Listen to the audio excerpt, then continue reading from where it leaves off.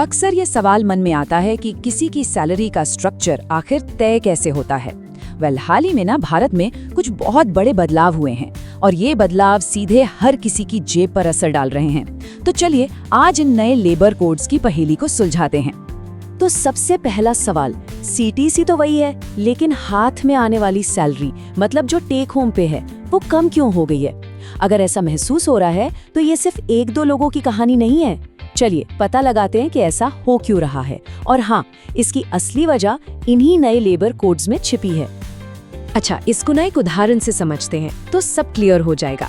मान लीजिए किसी के महीने की सीटीसी है 50,000 रुपए। अब पुराने सिस्टम में क्या होता था, बेसिक सैलरी कम रखी जाती थी, मान लीजिए 12,000, और अलाउंस ज्यादा होते थे, करीब 25,000, तो हाथ में लगभग 42,000 आ जाते थे। लेकिन अब नए नियमों के हिसाब से बेसिक सैलरी को बढ़ाना ही पड़ेगा, तो वो हो गई 25,000। इससे हुआ ये कि पीएफ में ज्यादा पैसा कटने लगा और टेक होम सैलरी घटकर करीब 40,500 रुपए रह गई। तो इसका मतलब ये बिल्कुल नहीं है कि सैलरी कट गई है, नहीं, ये सिर्फ एक रीएलोकेशन है। मतलब पैसों का बंटवारा अलग तरीके से हो रहा है। कुल पैसा उतना ही है, बस उसे रखने की जगह बदल गई है। मतलब हर महीने हाथ में भले ही कम पैसे आ रहे हो, लेकिन लंबी अवधि की जो बचत है वो बढ़ रही है। और ये सब कुछ हो रहा है एक खास नियम की वजह से। इसे कहते हैं 50% का नियम। अब देखिए, इसके तहत कंपनियों के लिए जरूरी हो गया है कि वो किसी भी कर्मचारी की बेसिक सैलरी उसकी कुल सैलरी का कम से कम 50% रखें। पहले क्या होता था, कंपनियां बेसिक सैलरी कम रखकर टैक्स और पीएफ कंट्रीब्यूशन बचा लेती थी, लेकिन अब वो ऐसा नहीं कर पाएंगी। तो सवाल उठता है कि आखिर ये बदलाव जरूरी क्यों था? देखिए, ये सिर्फ सैलरी बदलने की बात नहीं है, ये तो दशकों में हुए सबसे बड़े श्रम सुधारों का एक हिस्सा है। आइए जरा इसके पीछे की पूरी कहानी को समझते हैं। जरा सोचिए, पहले भारत में लेबर से जुड़े हुए 29 अलग अलग कानून थे, और ये इतने पुराने और उलझे हुए थे कि कंपनियों के लिए इनका पालन करना और कर्मचारियों के लिए अपने अधिकार समझना दोनों ही बहुत मुश्किल था। इसीलिए इन सभी को एक साथ मिलाया गया और सिर्फ 4 आसान कोड्स में बदल दिया गया। ये वाकई एक बहुत बड़ा और जरूरी सुधार है, जिसका सीधा मकसद है चीजों को आसान बनाना। तो ये हैं वो 4 नए कोड्स जो अब सब कुछ तय करेंगे। पहला है द कोड ऑन वेजेस, यानी वेतन पर कोड। दूसरा है द इंडस्ट्रियल रिलेशंस कोड।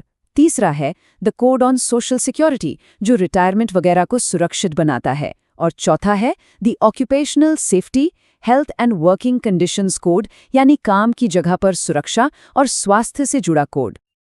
अब इन कोड्स का असर सिर्फ सैलरी तक ही सीमित नहीं है, नहीं, इसका असर कर्मचारियों के अधिकारों पर भी पड़ा है। दरअसल कई परिभाषाएं ही बदल दी गई हैं, जिससे अब कर्मचारियों को ज्यादा सुरक्षा मिलेगी और मालिकों की जिम्मेदारी भी बढ़ गई है। सबसे पहले बात करते हैं वेतन यानी वेजेस की। इसकी परिभाषा को अब सभी कोड्स के लिए एक जैसा कर दिया गया है, और हाँ, हमारा वो 50% वाला नियम इसी का हिस्सा है। इसका सीधा असर ये हुआ है कि अब पीएफ, ग्रेच्युइटी और बोनस जैसी चीजों का कैलकुलेशन एक बढ़ी हुई बेसिक सैलरी पर होगा।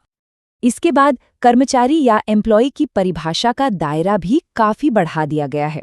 अब इसमें सुपरवाइजर और मैनेजर भी शामिल होंगे, और ये एक बहुत ही अहम बदलाव है, क्योंकि पहली बार सीनियर स्टाफ को भी कानूनी सुरक्षा मिल रही है, जैसे कि समय पर सैलरी मिलने का अधिकार। और फिर आती है मालिक यानी एम्प्लॉयर की परिभाषा। इसमें भी एक बड़ा बदलाव है। अब इसमें ठेकेदार यानी कॉन्ट्रैक्टर्स भी शामिल हैं। इसका मतलब क्या हुआ? इसका मतलब ये है कि अब जो मेन कंपनी है वो सिर्फ अपने परमानेंट कर्मचारियों के लिए ही नहीं, बल्कि कॉन्ट्रैक्ट पर काम करने वालों के लिए भी जिम्मेदार होगी। तो देखिए, ये कोड्स कागज पर तो बहुत अच्छे लगते हैं, लेकिन जमीनी हकीकत क्या है? चलिए अब सिक्के के दोनों पहलुओं को देखते हैं। एक तरफ सरकार के बड़े लक्ष्य हैं और दूसरी तरफ छोटे व्यवसायों पर पड़ने वाला दबाव। सरकार के इकोनॉमिक सर्वे को देखें तो इन कोड्स का एक बहुत बड़ा मकसद है जेंडर इक्वालिटी को बढ़ावा देना, जैसे कि समान काम के लिए समान वेतन मिले, दफ्तरों में क्रैच की सुविधा हो और महिलाओं को रात की शिफ्ट में भी पूरी सुरक्षा के साथ काम करने की आज़ादी मिले। और अगर ये सुधार सही से लागू होते हैं तो इनका असर वाकई बहुत बड़ा हो सकता है, एक अनुमान के मुताबिक इससे महिला श्रम बल की भागीदारी बढ़कर लगभग 34% तक जा सकती है और देश में फॉर्मल वर्कफोर्स यानी संगठित रोजगार भी काफी बढ़ सकता है। लेकिन जैसा कि मैंने कहा, सिक्के का दूसरा पहलू भी है। इंडिया एसएमई फोरम, जो छोटे व्यवसायों की आवाज है, उनका कहना है कि यह बदलाव एक तरह का बोझ बन गया है। देखिए, उनके पास बड़ी कंपनियों की तरह न तो कोई लीगल टीम होती है, न ही एचआर टीम। ऐसे में इन नए नियमों का पालन करना उनके लिए एक बहुत बड़ी चुनौती है। और ये चुनौती कितनी बड़ी है, इसका अंदाजा आप इस संख्या से लगाइए। भारत में करीब 7 करोड़ 40 लाख छोटे और मझोले व्यवसाय रजिस्टर्ड हैं। जरा सोचिए, इनमें से ज्यादातर के पास इन नए उलझे हुए नियमों को समझने और लागू करने के लिए जरूरी रिसोर्सेज ही नहीं है। अच्छा, इस चुनौती से निपटने के लिए सरकार ने भी एक कदम उठाया है। अब नियमों को लागू करने का तरीका बदला जा रहा है। अब इंस्पेक्टर राज वाली बात नहीं होगी, बल्कि इंस्पेक्टर कम फैसिलिटेटर होंगे। मतलब उनका काम सिर्फ सजा देना नहीं होगा, बल्कि कंपनियों को नियमों का पालन करने में मदद करना और सलाह देना भी होगा।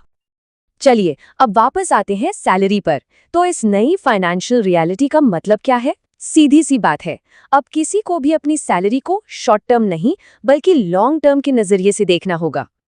हाँ, ये सच है कि हर महीने हाथ में शायद थोड़े कम पैसे आएंगे, लेकिन लंबे समय में इसके फायदे भी तो देखिए। प्रोविडेंट फंड यानी पीएफ का पैसा तेजी से बढ़ेगा। जब कोई नौकरी छोड़ेगा या रिटायर होगा तो उसे ग्रेच्युटी भी ज्यादा मिलेगी। कुल मिलाकर रिटायरमेंट की सेविंग्स पहले से कहीं बेहतर होंगी। और हाँ, बोनस और लीव एनकैशमेंट भी अब ज्यादा बेसिक पेपर कैलकुलेट होगा। तो कुल मिलाकर कहानी ये है कि ये एक तरह का ट्रेड ऑफ है, एक समझौता।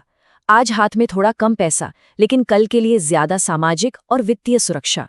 मतलब आज की थोड़ी कम नकदी के बदले भविष्य के लिए एक मजबूत सहारा तैयार हो रहा है। तो आखिर में सवाल यही बचता है, क्या आज हाथ में कम कैश लेना कल की बेहतर वित्तीय सुरक्षा के लिए एक सही सौदा है? ये नए कोड्स हम सभी को इस पर सोचने के लिए मजबूर करते हैं। और इसका जवाब हर किसी के लिए अलग होगा, जो उनकी अपनी वित्तीय ज़रूरतों और भविष्य की योजनाओं पर निर्भर करेगा।